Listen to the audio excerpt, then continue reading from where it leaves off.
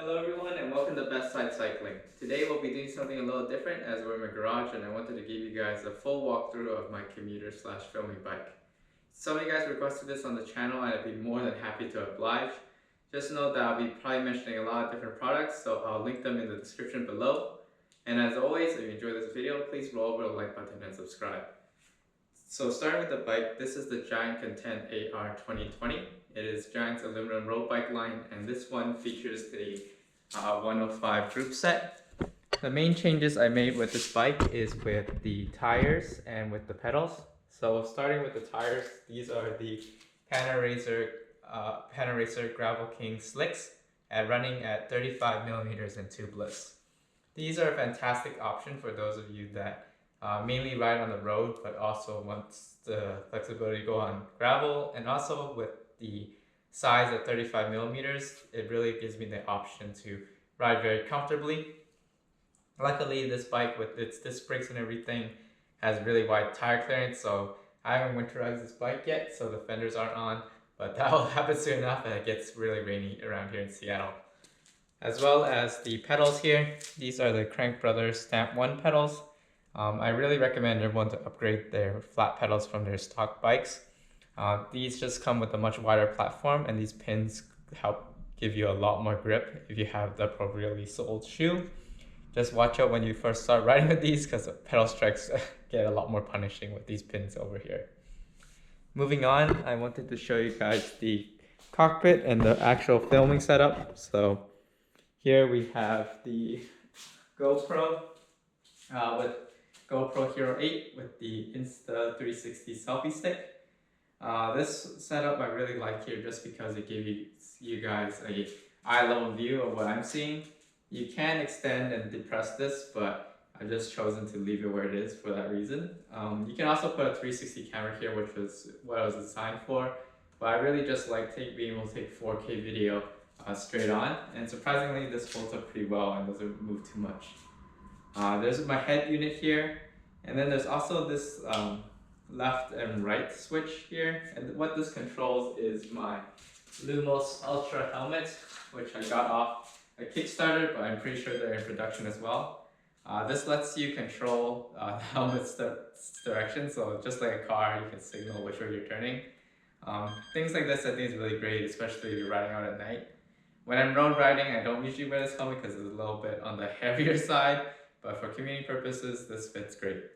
So with that, I'll turn this off, and then I'll turn your attention to some of these things that I have in the middle here set up with my bike. Oh, changing the angle again. I have two things. I have my bike lock, which is the Avis Bordeaux 6500. This is a folding lock, and I've really come to really enjoy to use this just due to its form factor and its compactness. So with its form factor, it really lets you lock your bike to anything when I'm out and about. And its form factor, as you can see, is really compact and folds up really easily. I'll be first to admit though, this is the medium security folding lock that they offer. And as well as I think I wouldn't be locking up my bike for extended periods of time outdoors with this, especially in areas that I know might not be the best. So definitely when considering your own security solutions, just think about how long you're locking it for and where. So this is why I would say is good for the maybe 20-30 minutes in areas that I think are relatively okay. So otherwise, I would recommend more than this. Other than that, I have this polar bottle.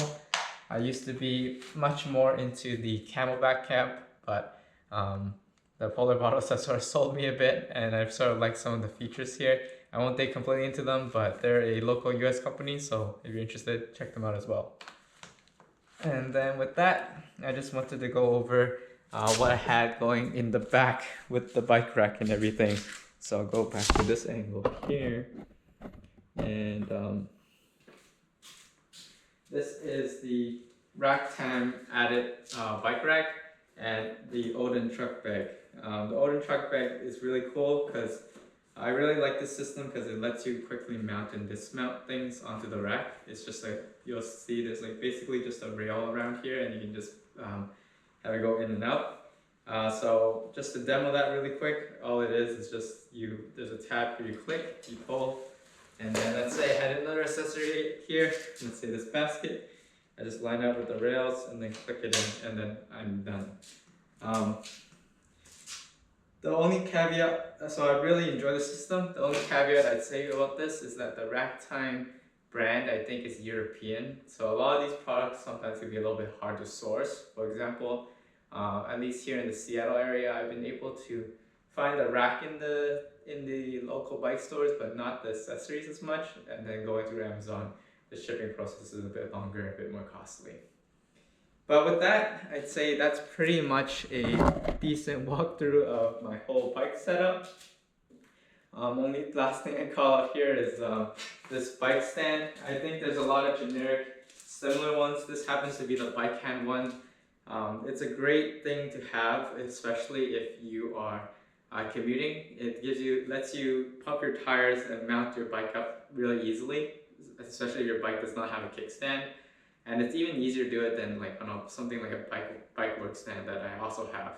So definitely recommend that. But anyway, what do you guys think of my bike and setup? If you have any questions or comments, leave them in the, let me know, and then I'll be sure to read them, and I'll catch you guys next time.